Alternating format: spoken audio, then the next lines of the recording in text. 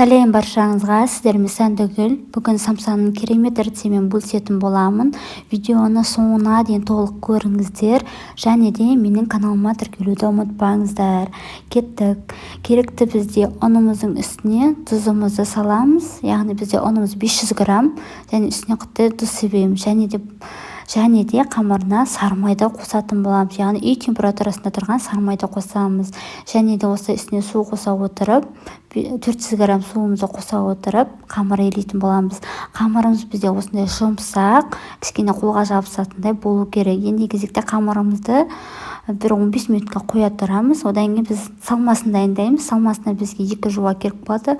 Жуамызды осылай уақыттап турап, осылай фаршымыздың үстіне салатын боламыз. Енді кезекте фаршымыздың үстіне бұрышын, тұзын, дәміне қарай, және де кішкене сұйық май қосам, және де кішкене су қосамыз. Себебі біз осында фаршымыз шашыраңқы болып пісу үшін барлығын жақсылап дұрыстап араластырып аламыз. Араластырып болғаннан кейін енді кезекте қамырымызды шаятын боламыз. Менде қамырым дәл видеодай осынша үлкен қамыр болып жайылды. Осы қамырымыздың үстіне сармайымызды жағатын боламыз. Сармайымызды микроволновка қой, немесе вакуумге осылай ертіп алсаңыздар болады. Менде сармайым 100 грамм. Осы сармайымызды барлығын шетіне дейін барлығына жағып шығасыздар. Осылай толық барлығына жағып шығыңыздар. Енді кезекте қамырымызды орайтын боламыз. Бізде қамырымызды шетінен бастап жіңішке етіп, ауа өтпейтіндей етіп орап шығамыз. Міне дәл видеода көріп тұрғандарыңыздай осылай барлығын осылай бір-бірлеп осылай орап шығыңыздар. Міне көріп тұрғандарыңыздай. Одан кейін орап болғаннан кейін дәл осындай доңғалақ етіп орап аласыздар. Менде осыншама үлкен болды. Енді кезекте оны селлофанға орап, холодильникке бір жарты сағатқа 15 минутқа қойып қоямыз. Себебі бізде қамырымыз бұлшырақтау болғандықтан осылай кішкене холодильникке дегдүү үшін қойып қоямыз.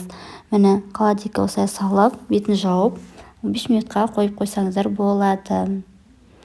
Қамырымызды одан кейін 15 минут жарты сағат қойғаннан кейін осылай бөліктерге бөліп аламыз. Менде қамырым кішкене әлі бұлшырақтау, кішкене әлі ұзақ тұрған жоқ.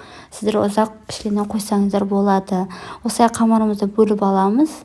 Бөліп алғаннан кейін міне қамырымыз міне осынша күшті доңғалақ болып шығады. Дәл осы ортасынан илейтін боласыздар. Міне дәл осылай ортасына илеңіздер. Сол кезде бізде қамырымыз әдемі болып шығады. Міне дәл ортасына осылай ұн қоспай-ақ осылай илесеңіздер болады. Ешқандай жабыспайды. Осылай қамырымызды илегеннен кейін үстіне салмасын салып, арғая қамырымызды түйетін боламыз. Достар, менің YouTube каналымда тағы да самсаның жаңа бір тәсілі бар. Жасау жолы, яғни қамыры өзгеше болып шығатын. Жасап көріңіздер, жоғары жаққа ссылкасын тастап кететін боламын. Міне осы кезде біз пешімізді қосып ыстап қоямыз, және де осылай табамызды майлап қойсаңыздар болады. Міне қамырымыз, самсамыз осындай болып шықты. Келесі самсамызды дәл солай түйіп шығатын боламыз. Достар, менің YouTube каналымда қысқа арналған салаттардың рецебі бар. Жасап көріңіздер, және де каналыма тіркелуді ұмытпаңыздар. Каналыма жаңа күнделікті жаңа рецепттер шығып тұрады. Міне осындай самсаны түю әдісі бар. Міне жасап көріңіздер, өте әдемі болып шығады. Дастарханыңызды самсаңыз өте әдемі болып шығады. Енді кезекте самсаларым жасап болғаннан үстіне осылай жұмыртқамыздың осылай жағып шығамыз да, өз қалауларыңыз бойынша, және де үстіне кунжут сепсеңіздер де болады. Мен үйде осы кунжут болғандықтан кунжутымды алып септім.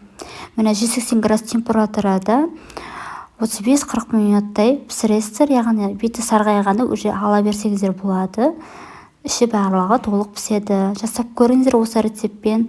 Рахмет, сау болыңыздар.